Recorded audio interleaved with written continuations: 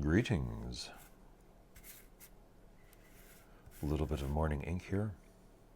I was thinking to myself, I recently rewatched Spectre, one of the Daniel Craig James Bond films.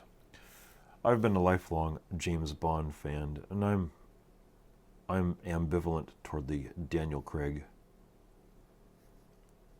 era of James Bond.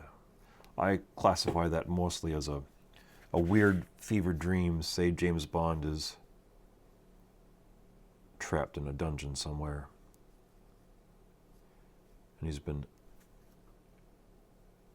taken by unfriendly individuals, and he's been given all sorts of chemical additives to make him compliant, and he's just caught in a fever dream. And the entire Daniel Craig James Bond film stretch is just a result of that weird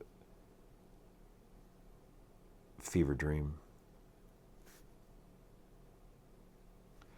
It's like some of the movies in the 80s, they would go through this whole long narrative, and at the end, it was just a dream.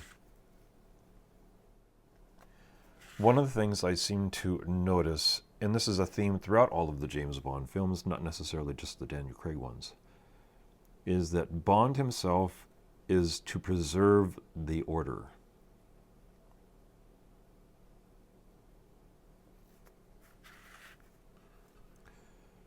And the villains, if you really think about it, regardless of, you could identify the villainy of the James Bond villains on the motives behind their actions.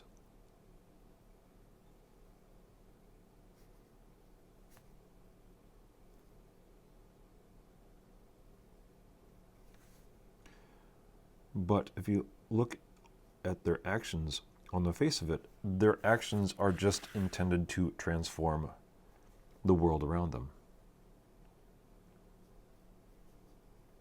They're not to purify, well, they are to purify, because that would be a transformative act, wouldn't it?